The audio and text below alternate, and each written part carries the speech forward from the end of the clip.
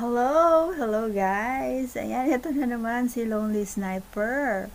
Lonely Sniper is in here in front of you. Shout out sa inyong lahat. Ayan. Maraming salamat sa patuloy na pagmamahal. Natural, mahal ko din kayo, mga Marikoy. Ayan, mga Marikoy, sa mga open-minded na mga chicks dyan. Mga magagandang dilag na nanonood kay Lonely Sniper, sa mga kaibigan ko na nagmamahal sa akin, sa aking mga families na supportive. Ayan, thank you so much. Ayun, so ito nga ang pag-uusapan natin, Parikoy. Kapag mahabang buhok ba nakakadagdag ng L? O sa inyong mga lalaki, yun yung pag-uusapan natin. Ganito ba? Ganitong buhok, yung mahaba. Long hair, long hair ba? Nakakadagdag L ba? Nakakadagdag ba ng syurap? Syurap kaya? Ganon. Nakakadagdag ba ng ganon? Ano sa palagay mo, Parikoy? Oo. Ano sa palagay mo? Kapag mahaba ang buhok ni jowa, okay ba? Dagdag L ba kapag nagro-romansahan kayong dalawa? Yan ang pag-uusapan natin. So, bago natin umpisahan, syempre huwag kalimutang i-subscribe at pindutin ang bell para updated ka sa mga videos ko. Parikoy, ayan. Ayan, mag-intro muna tayo. Ayan, watch this.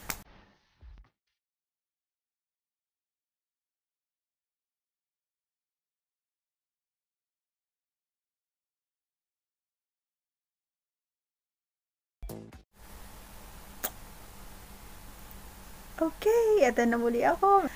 Nakakadagdag L nga ba ang may mahabang buhok na jowa o asawa or chicks or girlfriend? Ayan.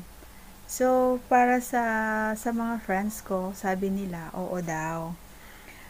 Nakakadagdag daw ng L. Nakakadagdag daw at saka nakakadagdag ganda. Oo, nakakadagdag alindog sa mga babae ang may mahabang buhok.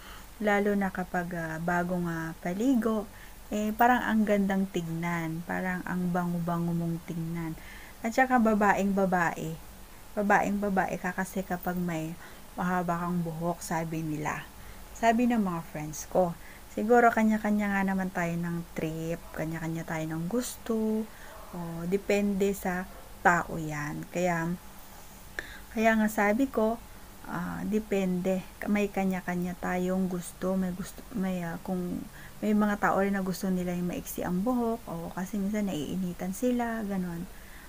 Or yung may mga anak na gusto nila yung maiksi ang buhok kasi sagabal nga naman kung nagtatrabaho ka tapos bibitbitin mo pa yung anak mo tapos mahaba ang buhok mo, diba?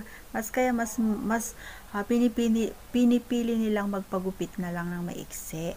Pero sa mga single, yung mga dalaga, ganun, mga may jowa lang, ganun, yun, mga long hair, yan. Gaya ko, long hair. Yun, sabi nga naman ng jowa ko, ano daw, dagdag L daw ang may mahabang buhok.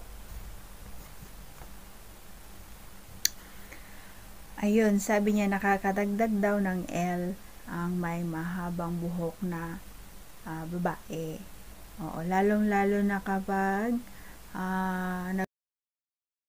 kasi minsan yung ginaganon-ganon mo yung buhok mo, yung nakaganyan, yung ginaganon-ganon ba, nakakadagdag ganda, nakakadagdag alindog, nakakadagdag L nga daw, sabi nila, yung jowa ko, yun. Lalo na kapag basa, tapos yung habang nag-aanuhan kayo, alam mo na, yung naggaganyunan kayo, naggaganyunan. Tapos basa-basa sa pawis, diba? Charap, gano'n. Kaya, yun ang explanation kapag may mahaba ang buhok yung babae. parang nakaka-sexy. Parang ang sexy-sexy daw niya tignan kapag mahaba yung buhok niya. Natural yung mahaba, hindi basta mahaba lang. Siyempre malinis. Oo. Malinis siyempre. Yung lagi naliligo ka, sinusuklay mo, ganun mabango. Pag umapro sa kanilang mukha, ay mabango. Oo, siyempre kapag lalong-lalo na pag ikaw yung nasa top niya, natural nakaganyan sa kanya yung buhok mo, maaamoy niya yun. O, di ba? Kailangan nakaligo ka parati, yan, lagi mo nga lalagyan ng conditioner, ganun, para mabango siya. Diba, Parikoy? Ganun yun. Kasi kapag mabango ang iyong buhok, nakakadagdag talaga ng L. Oo, yummy. Ika nga, yummy. Ayan. Yummy na, sexy pa. San ka pa? Bongga! Ganon. Ganon, Parikoy. So, ano pa nga ba? Yun nga, basta nakakadagdag L nga daw doon. Nakakadagdag ng excitement kapag mahaba ang buhok ni jowa. Kasi minsan may mga nakikipag na minsan ginaganon yung buhok ng kanilang jowa.